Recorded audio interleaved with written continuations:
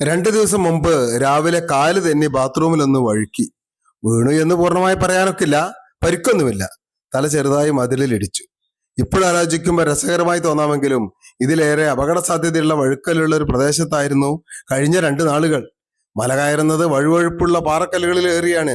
ആരും കാല് തന്നെ വീണില്ല. അകുംബയുടെ കരുതൽ അത്രയ്ക്കുണ്ട്. എന്നാൽ അകുംബ യാത്രയെക്കുറിച്ചായാലോ?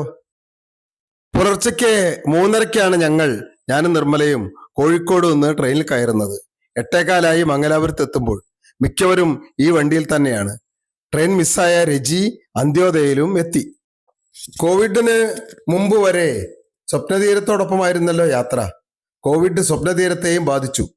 അതിലെ കക്ഷികൾ വേറെ വേറെ ടൂറിസം പദ്ധതികൾ ആരംഭിച്ചു. അതിലൊന്നാണ് യാത്രാനന്ദ. യാത്രാനന്ദയ ശേഷമുള്ള എൻ്റെ ആദ്യ യാത്രയാണിത്.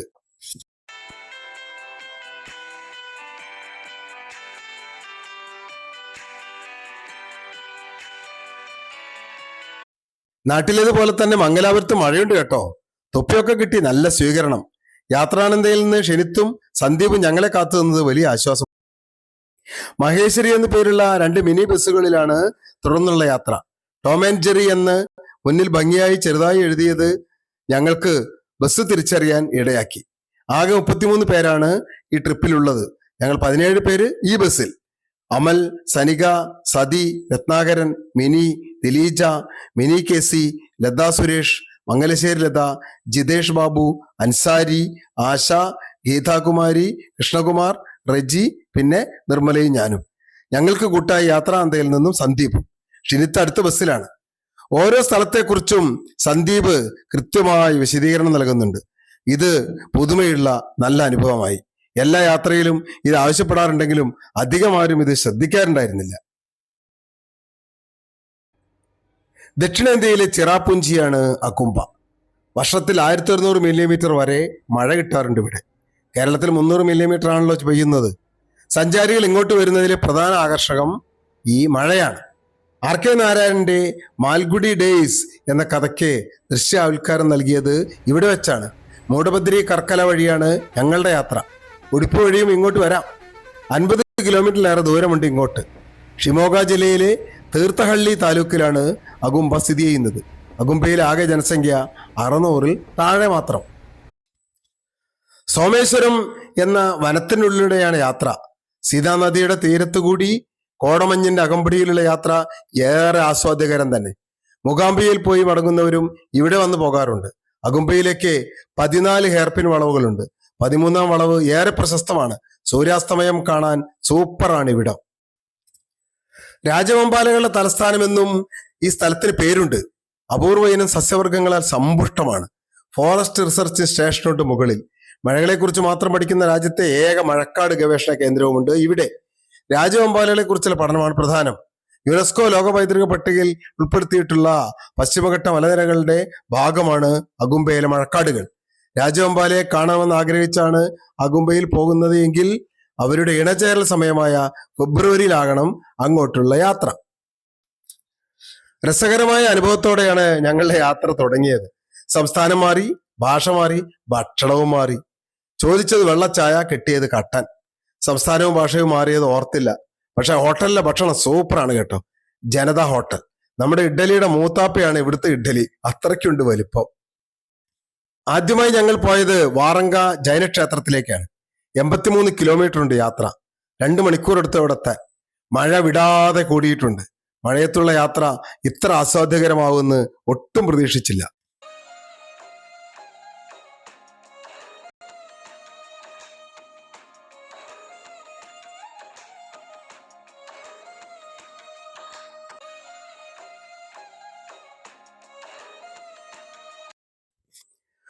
ഉടുപ്പി ജില്ലയിൽ വരങ്ക ഗ്രാമത്തിലാണ് കേരെ ബസതി അഥവാ ഈ തടാക ക്ഷേത്രം. 12-ാം നൂറ്റാണ്ടിൽ തടാകത്തിന് നടുവിലാണ് ഇത് നിർമ്മിച്ചത്. പരശ്വനാഥൻ, അനന്തനാഥൻ, നേമിനാഥൻ, ശാന്തിനാഥൻ എന്നീ 4 തീർത്ഥങ്കരുടെ രൂപങ്ങൾ ഒരു കല്ലിൽ കൊത്തിവെച്ചിട്ടുണ്ട്. ഈ ചതുർമുഖ ജൈന വിഗ്രഹം ഉള്ളതിനാൽ ചതുർമുഖ ബസതി എന്നും ഇത് അറിയപ്പെടുന്നുണ്ട്. വാറങ്ക രാജാവിന്റെ ഓർമ്മയ്ക്കായാണ് ക്ഷേത്രം നിൽക്കുന്ന ഈ പ്രദേശത്തിന് ഈ പേര് വന്നതെന്നും പറയപ്പെടുന്നു. 22-ാമനായ ജൈൻ തീർത്ഥങ്കരയുമായി ബന്ധപ്പെട്ടതാണ് ഈ ക്ഷേത്രം. നക്ഷത്ര ആകൃതിയിലാണിത്. ആളുവ രാജവംശത്തിലെ ജലകലാദേവി രാജ്ഞിയാണത്രേ ഇത് പണിതത്. നമ്മളൊരു കാര്യം മനസ്സിൽ വിചാരിച്ച് ചെമ്പകപുഷ്പം അർപ്പിക്കുക. അത് വലത്തോട്ടാണ് വീഴുന്നതെങ്കിൽ നാം വിചാരിച്ച കാര്യം നടക്കും. ഇത്തരം അന്ധവിശ്വാസങ്ങൾ ധാരാളമുണ്ട് ഇവിടെ. വിജയനഗര സാമ്രാജ്യത്തിലെ ദേവറായ രണ്ടാമൻ രാജാവ് വിജയദശമി ദിനത്തിൽ ക്ഷേത്രം സന്ദർശിച്ച് കൂടുതൽ ഭൂമി നൽകി വിസ്തൃതി കൂട്ടി. കർണാടകയിൽ ജൈനമതത്തിന് വലിയ സ്വാധീനമുണ്ടായിരുന്നു. തടാകത്തിലൂടെ ക്ഷേത്രത്തിലേക്ക് 100 മീറ്റർ ദൂരമുണ്ട്. തോണിയിലാണ് പോകേണ്ടത്. ഫെബ്രുവരിയിൽ 5 ദിവസം നീണ്ടു നിൽക്കുന്ന രഥോത്സവം നടക്കാറുണ്ട് ഇവിടെ. പത്മാവതി ദേവിയാണ് മുഖ്യ പ്രതിഷ്ഠ. ഉച്ചഭക്ഷണത്തിനായി കമ്മത്ത് ഹോട്ടലിലെത്തി. അതിനോട് ചേർന്ന മല്യ ടൂറിസ്റ്റ് ഹോമിലാണ് താമസം ഏർപ്പാട് ചെയ്തിരിക്കുന്നത്. ഉച്ചഭക്ഷണത്തിന് ശേഷം റൂമിലെത്തി. 109 മുറിയാണ് എനിക്കും കൃഷ്ണകുമാർ മാഷക്കും കിട്ടിയത്. നിർമ്മലയും റജിയും 209. ഇത്തരം ടൂറിസ്റ്റ് ഹോട്ടലുകൾ ഇവിടെ കുറവാണ് കേട്ടോ. എന്നാൽ ഹോം സ്റ്റേകൾ ധാരാളമുണ്ട്. ഉച്ചയ്ക്ക് ശേഷം സിരിമണി വെള്ളച്ചാട്ടത്തിലേക്കാണ് പോയത്. അഗുംബയിൽ നിന്ന് 40 കിലോമീറ്റർ ഉണ്ട് ഇവിടേക്ക്. ചുറ്റുമുള്ള പ്രകൃതിരമണീയമായ വനക്കാഴ്ചകൾ നയന മനോഹരം തന്നെ. ഋഷ്യശൃംഗ ക്ഷേത്രത്തിന് സമീപത്ത് കൂടിയാണ് ഇവിടേക്ക് പോവുക. പടികൾ ഇറങ്ങി വേണം വെള്ളച്ചാട്ടത്തിലെത്താൻ. കനത്ത മഴയും കാറ്റും. വെള്ളച്ചാട്ടത്തിൽ നിന്ന് വെള്ളം അതിശക്തമായി 4 വാർഡും ചീറ്റുന്നുണ്ട്. മിക്കവരും റെയിൻകോട്ട് അണിഞ്ഞ് വെള്ളച്ചാട്ടത്തിനരികിലേക്ക് ആവേശത്തോടെ നീങ്ങി. അപൂർവം പേർ കുറെ കൂടി താഴേക്ക് ഇറങ്ങി. ഞങ്ങളെല്ലാം കരയിൽ നിന്ന് വെള്ളച്ചാട്ടത്തിന്റെ മനോഹാരിത ആസ്വദിച്ചു. ഒരു കൊച്ചു കുന്നിൽ നിന്നാണ് വെള്ളച്ചാട്ടം തുടങ്ങുന്നത്. ഞങ്ങൾ ബസ് പാർക്ക് ചെയ്യുന്നതിന് സമീപത്തുകൂടി ഒഴുകുന്ന ചെറിയ പുഴയിലെ വെള്ളമാണ് ഈ കുന്നിലൂടെ പെട്ടെന്ന് ചാടി ഇറങ്ങി വെള്ളച്ചാട്ടമായി പരിണമിക്കുന്നത്.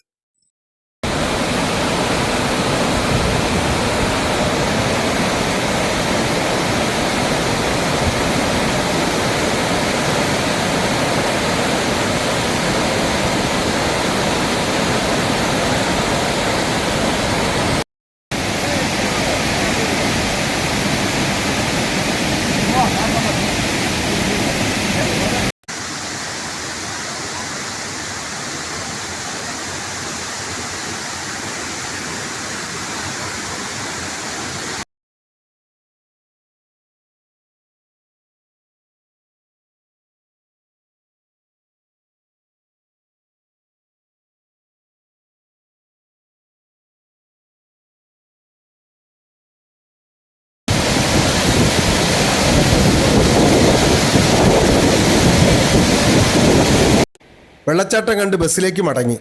എല്ലാവരും വരുന്നേ ഉള്ളൂ. വെള്ളച്ചാട്ടം തുടർന്നേടത്തേക്ക് ഒന്ന് പോയി കളയാം. യഥാർത്ഥത്തിൽ അങ്ങോട്ട് പ്രയോജനമില്ല കേട്ടോ. നല്ല വഴുക്കലൊക്കെ ഉണ്ട്. പെട്ടെന്ന് അതാ മുന്നിലൊരു കറുത്ത പാമ്പ്. അത്ര വലുതൊന്നുമല്ല. പെട്ടെന്ന് എഴിഞ്ഞ് അപ്രത്യക്ഷമായി. ഫോട്ടോ എടുക്കാനൊന്നും കഴിഞ്ഞില്ല. ഡ്രൈവറോടൊന്ന് അന്വേഷിച്ചു. അപ്പോഴാണ് അദ്ദേഹം പറഞ്ഞത് അത് രാജവമ്പാലയുടെ കുഞ്ഞാകാനാണ് സാധ്യത. പെട്ടെന്ന് തിരിച്ചുപോയി നന്നായെന്ന് അദ്ദേഹം ഉപദേശിച്ചു. അവിടെ അതിൻ്റെ അമ്മ പാമ്പിനെ കാണാമത്രേ. അതിപ്രശസ്തമായ ശൃംഗേരി ശാരദാപീഠത്തിലേക്കാണ് അടുത്ത യാത്ര. കാട്ടുപാതയിലൂടെ മഴയത്തുള്ള യാത്ര ആസ്വാദ്യകരം തന്നെ. ആദിശങ്കരൻ സ്ഥാപിച്ച 4 പ്രധാന പീഠങ്ങളിൽ ഒന്നാണിത്. പുരി, ദ്വാരക, ബദ്രീനാഥ് എന്നിവയാണ് മറ്റു 3 എണ്ണം. ഉടുപ്പിയിൽ നിന്ന് 85 കിലോമീറ്റർ ദൂരമുണ്ട് ഇങ്ങോട്ട്. ചിക്കമംഗളൂർ ജില്ലയിൽ തുംഗനദിയുടെ വടക്കേ കരയിലാണ് ഇത് സ്ഥിതി ചെയ്യുന്നത്.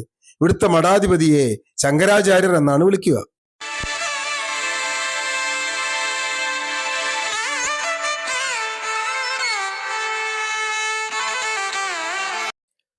ധാരാളം ചരിത്രമുറങ്ങുന്ന ഒരു ഇടമാണിത്. കൊടും വെയിലത്ത് ഒരു ഗർഭിണിയായ തവളയെ ഒരു സർപ്പം അതിനെ പത്തി വിരുത്തി വെയിലിൽ നിന്ന് രക്ഷിച്ചു എന്നൊരു ഐതിഹ്യം നിലവിലുണ്ട്. അഹിംസാലുക്കളാണ് ഇവിടെ ഉള്ളത് എന്ന് മനസ്സിലാക്കി ആദിശങ്കരൻ ഇവിടെ ആദ്യത്തെ മഠം സ്ഥാപിച്ചു എന്നാണ് വിശ്വസിക്കുന്നത്. വിഭണ്ഡക മഹർഷിയുടെ മകനായ ഋഷ്യശൃംഗനുമായും ഈ പ്രദേശത്തിന് ബന്ധമുണ്ടത്രേ. 8-ാം നൂറ്റാണ്ട് മുതൽ 14-ാം നൂറ്റാണ്ട് വരെയുള്ള ഇതിന്റെ ചരിത്രം അജ്ഞാതമാണ്. ഇതിന് ജൈനമതവുമായി ബന്ധമുണ്ടെന്ന് ചരിത്രകാരന്മാർ അവകാശപ്പെടുന്നു. 14-ാം നൂറ്റാണ്ടിലാണ് ശങ്കരൻ ഇവിടെ മഠം സ്ഥാപിക്കുന്നത്.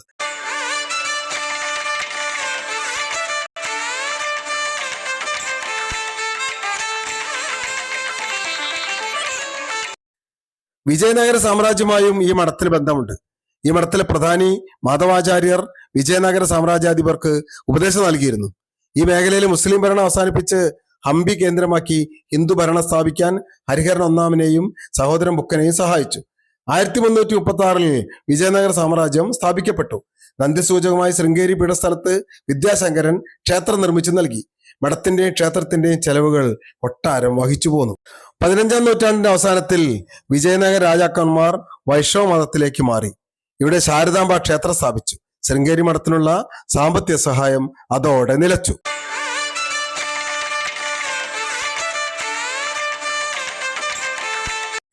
വിജയനഗര സാമ്രാജ്യത്തിന്റെ പരാജയത്തിന് ശേഷം ഡക്കാൻ സുൽത്താനേറ്റുകളുടെ ഭരണം ഇവിടെ നിലവിൽ വന്നു. വിജയനഗര ചക്രവർത്തിയുടെ ഗവർണർമാരായ കേളടി വംശത്തിന്റെ കീഴിലായി പിന്നീട് ഈ പ്രദേശം. ഹൈദരലി ആക്രമിച്ച് കീഴ്പ്പെടുത്തും വരെ 250 വർഷത്തോളം കേളടി വംശം ഭരണം നടത്തി. ഔറംഗസേബിന് ശേഷമുള്ള മുഗൾ കാലഘട്ടത്തിൽ അധികാരത്തിൽ വന്ന ശൃംഗേരി മഠം മറാത്ത ഭരണത്തിന് കീഴിലായി. ഹൈദരലി മഠത്തിന് ധാരാളം സഹായങ്ങൾ നൽകി പോന്നു. മറാത്ത സൈന്യം ബ്രിട്ടന്റെ സഹായത്തോടെ ടിപ്പുവുമായി യുദ്ധത്തിലേർപ്പെട്ടു. ഇതാണ് 3-ാം ആംഗ്ലോ മൈസൂർ യുദ്ധം എന്ന പേരിൽ പിന്നീട് അറിയപ്പെട്ടത്. ഈ യുദ്ധത്തിന്റെ ഭാഗമായി മഠത്തിന് കാര്യമായ കേടുപാടുകൾ സംഭവിച്ചു. ഇത് ശ്രദ്ധയിൽപ്പെട്ട ടിപ്പു സുൽത്താൻ നാശനഷ്ടങ്ങൾ പുനഃസ്ഥാപിക്കാൻ സാമ്പത്തിക സഹായം ചെയ്തു. ശൃംഗേരി മഠം ഒരു രാഷ്ട്രീയ മതകേന്ദ്രമായി മാറി.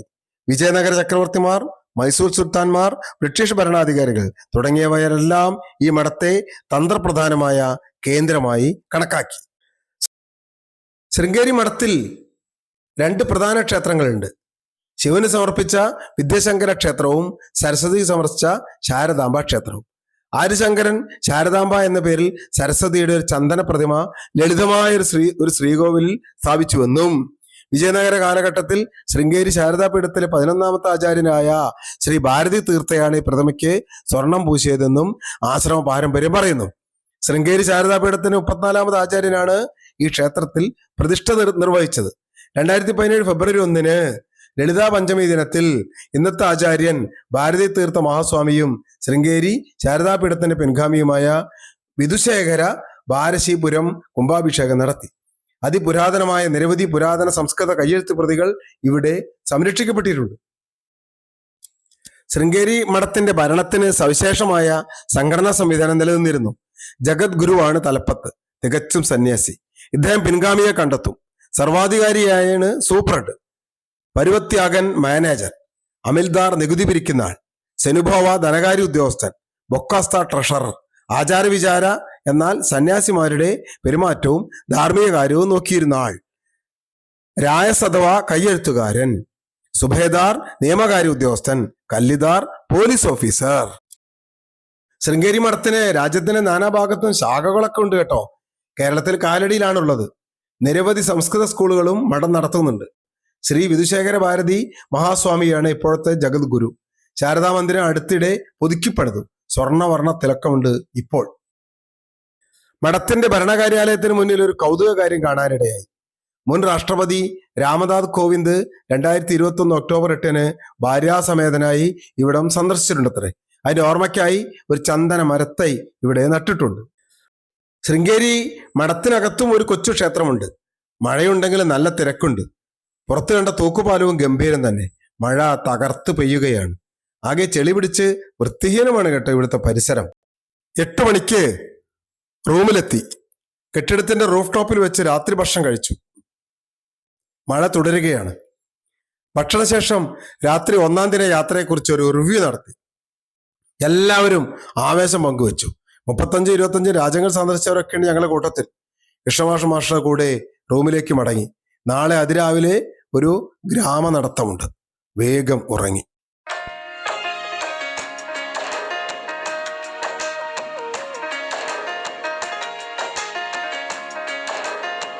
അതിരാവിലെയുള്ള ഗ്രാമ നടത്തത്തോടെയാണ് 2-ാം ദിനം ആരംഭിച്ചത്.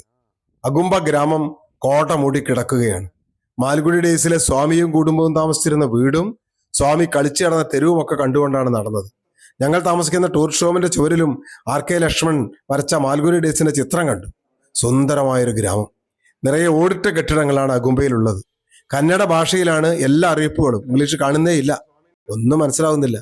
കവുങ്ങും നെല്ലുമാണ് ഇവിടുത്തെ പ്രധാന കൃഷികൾ.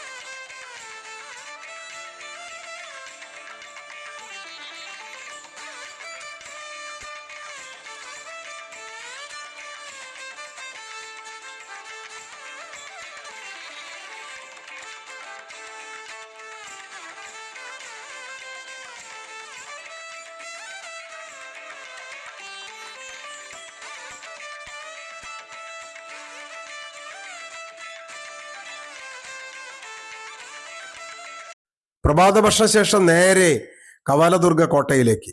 കോടയണിഞ്ഞ വനപാതയിലൂടെയുള്ള യാത്ര ഒരു അനുഭവം തന്നെ. നിരവധി ചരിത്ര മുഹൂർത്തങ്ങൾക്ക് വേദിയാണ് ഈ കോട്ട. എത്രയോ യുദ്ധങ്ങൾ, എത്രയോ മരണങ്ങൾ, എത്രയോ നിർണായക രാഷ്ട്രീയ തീരുമാനങ്ങൾ, എല്ലാറ്റിനും സാക്ഷിയായ കോട്ട എന്ന് തകർക്കപ്പെട്ട് തൂണുകൾ മാത്രം അവശേഷിപ്പിച്ച് ചരിത്രത്തെ ഓർമ്മപ്പെടുത്തി അതങ്ങനെ നിൽക്കുകയാണ്. ബസ്സിറങ്ങി 5 കിലോമീറ്ററോളം നടത്തമുണ്ട് കോട്ടയിലേക്ക്. നല്ല കാറ്റുമഴയും സൂപ്പർ സവാരി. മിക്കവരും മഴക്കോട്ടിലാണ്. നല്ല കോടമഞ്ഞുണ്ട്.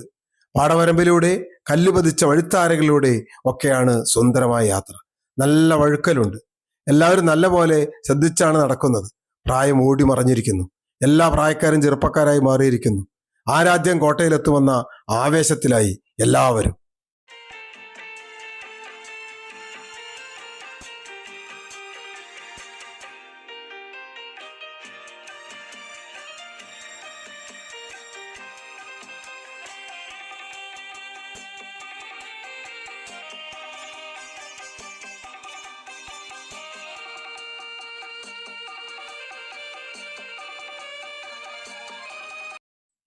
കോടയണിഞ്ഞ കോട്ടയതാ മുന്നിൽ. മഴ തകർത്തു പെയ്യുകയാണ്. ആരും അത് കൂസാതെയായി. മഴയെ ആവേശമായാണ് എല്ലാവരും സ്വീകരിച്ചത്. ദർബാർ ഹാൾ, നൃത്തമണ്ഡപം തുടങ്ങി ഒരു കൊട്ടാരത്തിന്റെ എല്ലാ പ്രൗഢിയുടെയും ശേഷിപ്പുകൾ ഇവിടെ ഉറങ്ങുന്നുണ്ട്. എത്ര കൂടിയാലോചനാ യോഗങ്ങൾ, എത്ര നർത്തകരുടെ നൃത്തങ്ങൾ, എത്ര ഗായകരുടെ പാടിത്തമർത്തു, എത്ര പരിചാരക വൃന്ദമയുടെ അടിമവേല ചെയ്തു, എത്ര ആക്രമണങ്ങൾക്ക് ഇത് സാക്ഷിയായി. തീർത്ഥഹള്ളിയിലാണ് ഈ കോട്ട. പഴയ വാസ്തുവിദ്യകൾ കാണാം ഇവിടെ. 9-ാം നൂറ്റാണ്ടിലാണ് ഇത് പണിതത്. 14-ാം നൂറ്റാണ്ടിൽ ചെളുവാരംഗപ്പ ഇത് പുതുക്കി പണിതു. 16-ാം നൂറ്റാണ്ടിൽ കേളടി ഭരണാധികാരികൾ ഈ കോട്ട കീഴ്പ്പെടുത്തി. കേളടി റാണി ചെന്നമ്മ കിരീടാവകാശിയായത് ഇവിടെ വെച്ചാണ്. ഈ ചെന്നമ്മയാണ് ശിവാജിയുടെ മകനായ രാജാറാമിനെ പരാജയപ്പെടുത്തിയത്. വിജയനഗര കാലത്ത് പ്രതാപത്തോടെ നിലനിന്നിരുന്ന കോട്ട ബ്രിട്ടൻ സേനയാൽ തകർക്കപ്പെടുകയായിരുന്നു.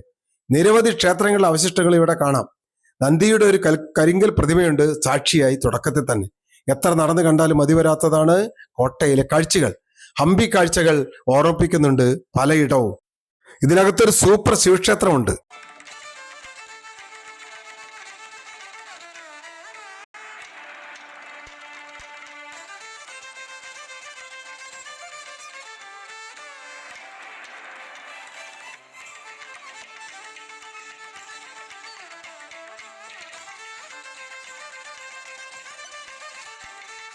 ഈ ശിവക്ഷേത്രത്തിന് സമീപം സുന്ദരമായ നീല നിലമാർന്ന ജലത്തോടെയുള്ള ഒരു കുളവും കണ്ടു.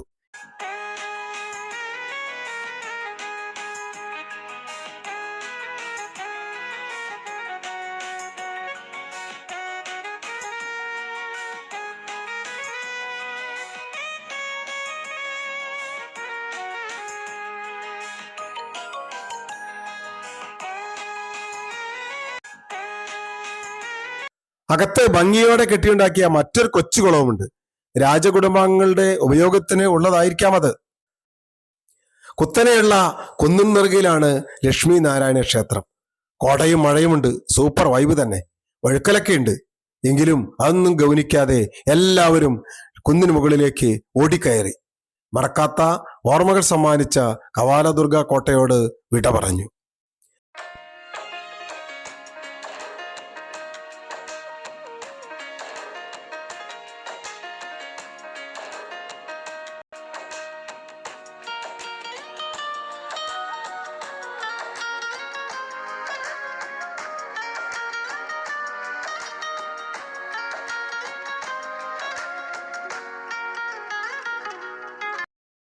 അവിടെ നിന്ന് ഞങ്ങൾ നേരെ പോയത് കണ്ടാകുണ്ട ജൈന ക്ഷേത്രത്തിലേക്കാണ്.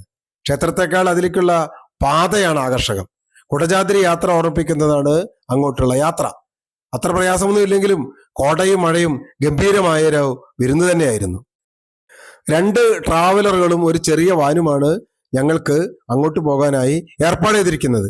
മഴ വിടാതെ പിടികൂടുന്നുണ്ട് കേട്ടോ. സഞ്ചാരികളിൽ സാധാരണ ശല്യമായി കരുതാറുള്ള മഴ പക്ഷേ ഈ ആകുംഭ യാത്രയിൽ ആകർഷകമായാണ് ഞങ്ങൾക്ക് അനുഭവപ്പെട്ടത്. എല്ലാവരും മഴ ആസ്വദിച്ചു. തുറന്ന വാഹനത്തിലാണത്രേ സാധാരണ യാത്ര. കനത്ത മഴയും വഴിയിലേക്ക് തൂങ്ങി നിൽക്കാനിടയുള്ള മരച്ചില്ലകളും അത്ര യാത്രകൾക്ക് ഭീഷണിയായതിനാൽ ഞങ്ങൾ അത്ര വാഹനങ്ങൾ ഒഴിവാക്കി. കുന്നുകയറി ചെന്നപ്പോഴോ എന്തൊരു കാഴ്ച! വാച്ചിൽ നോക്കിയാലേ നട്ടുച്ചയാണ് തിരിച്ചറിയൂ. മഴയും കോടയും കാറ്റും. നെറുകിൽ ഒരു കൊച്ചു ക്ഷേത്രം, അടഞ്ഞു കിടക്കുകയാണ്. ചുറ്റി നടന്ന് കണ്ടു. ഒരു ജൈൻ തീർത്ഥാടന കേന്ദ്രമാണ് കുണ്ടാദ്രി കുന്ന്.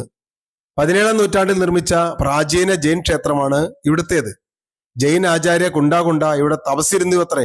അദ്ദേഹത്തിന്റെ ഓർമ്മയ്ക്കാണ് ഈ പേര് വന്നത്. പശ്ചിമഘട്ടത്തിന്റെ സൗന്ദര്യമാകെ ഇവിടെ നിന്നാൽ കാണാനാകും. ട്രക്കിങ്ങിനും ഇവിടെ സൗകര്യമുണ്ട്.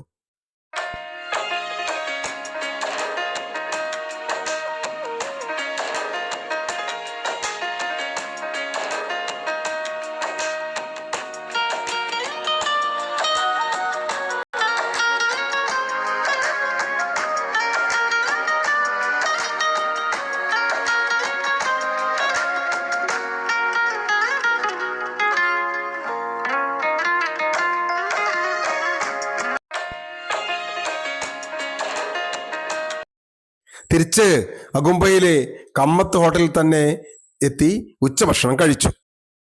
3 മണിക്ക് ഞങ്ങൾ അഗുംബയോട് വിട പറഞ്ഞ് മടക്കയാത്ര ആരംഭിച്ചു. ദേശീയപാതയുടെ ജോലി നടക്കുന്നതിനാൽ പല വഴിക്കായിരുന്നു യാത്ര. നേരം വൈകിയതിനാൽ അഗുംബെ വ്യൂ പോയിന്റിൽ വണ്ടി നിർത്തിയില്ല. മഴ തകർത്ത് പെയ്യുന്നതിനാലും അസ്തമയ സമയം അല്ലാത്തതിനാലും അവിടെ നിർത്തിയാലും പ്രത്യേകിച്ചൊന്നും കാണാനുണ്ടായിരുന്നില്ല. 5:30 മംഗലാപുരം റെയിൽവേ സ്റ്റേഷനിൽ എത്തിയപ്പോൾ ഷിനിത്തിനോടും സന്ദീപിനോടും യാത്ര പറഞ്ഞ് സ്റ്റേഷൻ അകത്തേക്ക് കയറി. എല്ലാവരോടും ടാറ്റയൊക്കെ കൊടുത്ത് ഞങ്ങളും വണ്ടിക്ക് അകത്തേക്ക് കയറി. മലബാർ എക്സ്പ്രസ് വൈകിയാണ് എടുത്തത്, അരമണിക്കൂർ. കോഴിക്കോട് എത്തിയപ്പോൾ രാത്രി 11. അവിടുന്ന് KSRTCയിൽ മലപ്പുറത്ത് എത്തിയപ്പോൾ 1 മണി കഴിഞ്ഞു. മലപ്പുറത്ത് മഴ മാറി നിന്നിരുന്നു. എന്നാൽ ഇപ്പോഴും ഉള്ളിൽ അഗുംബയിലെ മഴ അങ്ങനെ പെയ്തുകൊണ്ടേയിരിക്കുകയാണ്. നന്ദി.